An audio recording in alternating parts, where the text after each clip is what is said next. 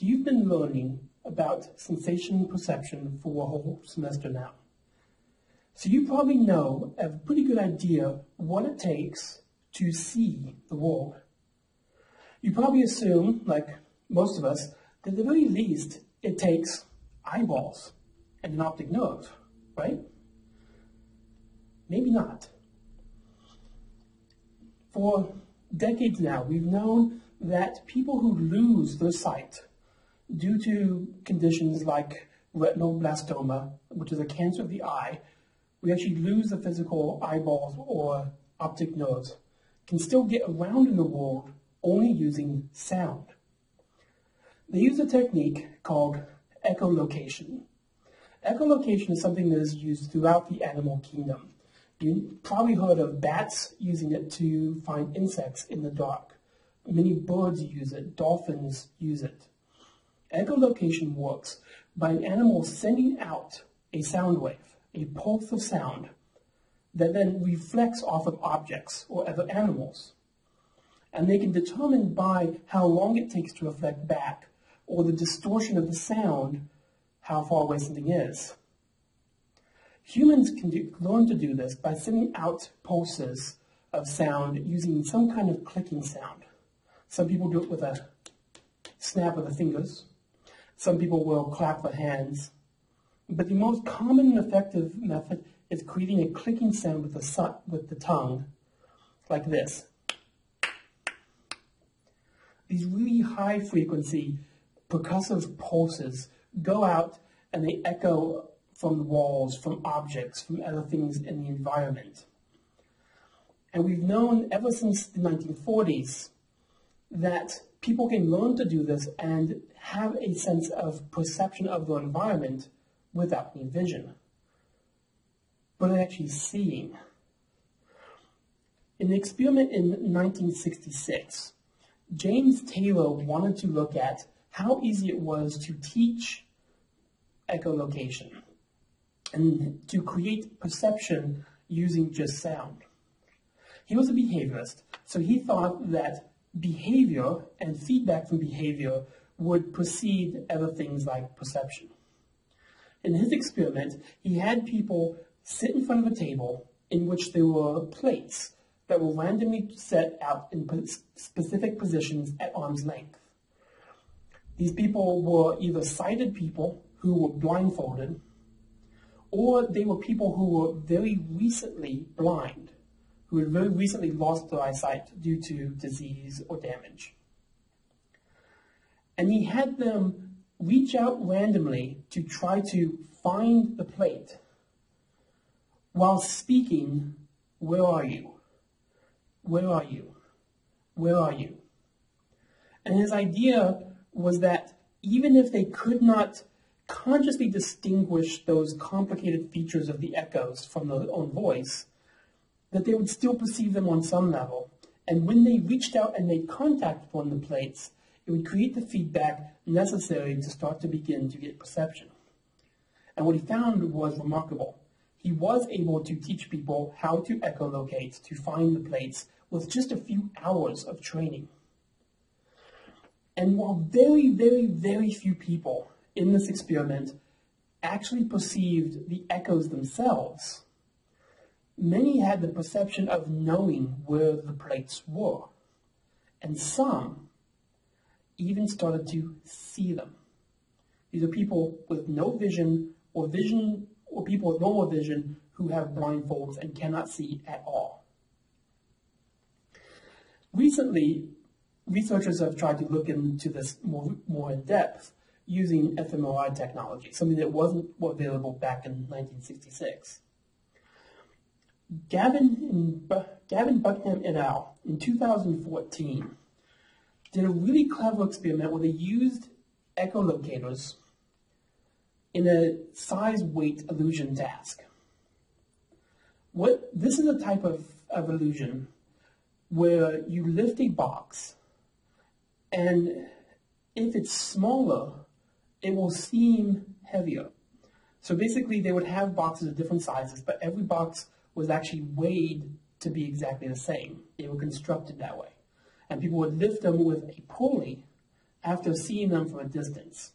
So they couldn't go out and touch them. They could only lift them with a pulley, so everyone had the exact same type of tension, type of action as they lifted it up.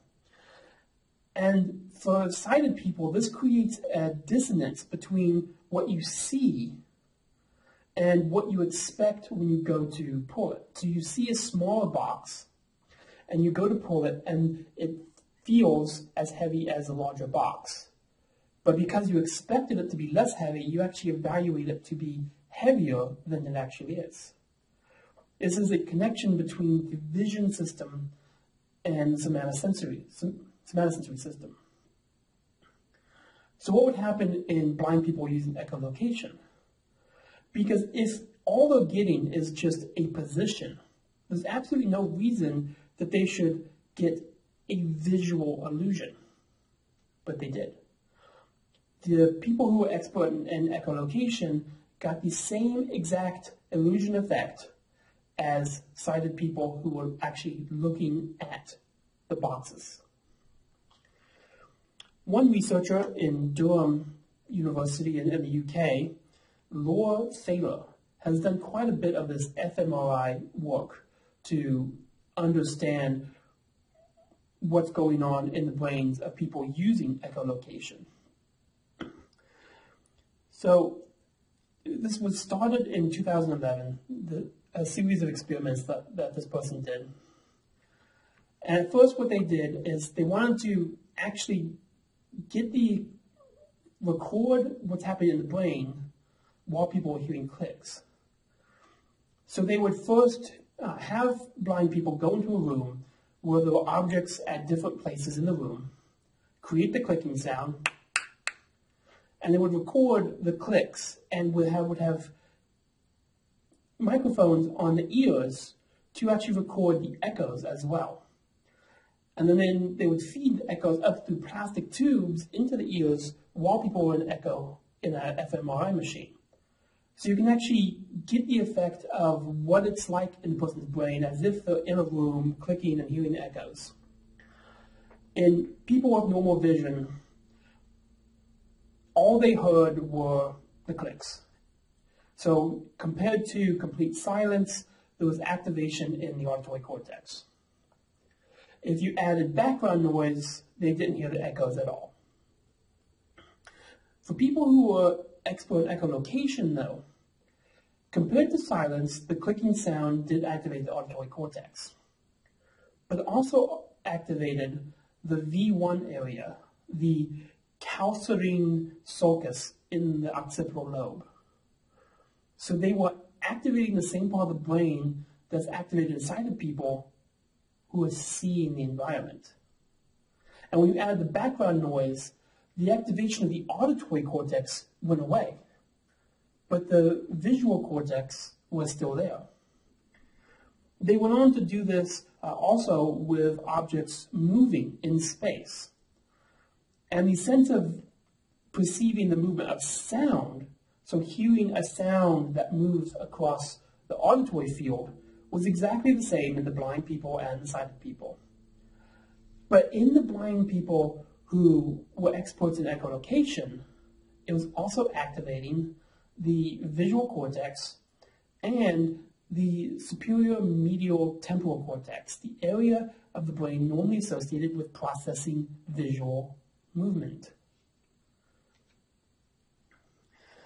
One of the theories was that as they looked at these, they wanted to understand why some people were better at using echolocation than others. And if they are actually seeing the environment, if they're activating the same parts of the visual cortex that we activate when we see and imagine the environment, then they would expect that people who rated higher on a scale called Visual Vividness Index, the ability to have vivid visual images in your imagination, would rate higher in their ability to distinguish details in their environment. And indeed, that's exactly what they found. They found the people with the higher visual vividness index had higher activation of the visual cortex and were better able to distinguish the details when they heard the echolocation. Now, this might seem like it's just a trick to, you can get around your environment, but you're not really seeing. I mean, we're talking about people who are blind. They can't possibly see, right? Well, experts in echolocation can navigate strange cities that they've never been to before. They can go mountain climbing or even mountain biking, and they can even play basketball. And most importantly, remember back to that first experiment in 1966, anyone can learn to echolocate. So we don't have to depend just on fMRI. We can ask people who've had sight and then lost it. In a podcast called Invisibilia, the hosts Lee Miller and Eric Spiegel interviewed people who had lost their sight and then learned to echolocate. And they asked them this. And what the response they got back was, yes. It's similar to vision in a very dark room. You can't see colors, you can't see fine details, and things are somewhat fuzzy. But the blind people using echolocation actually see the world.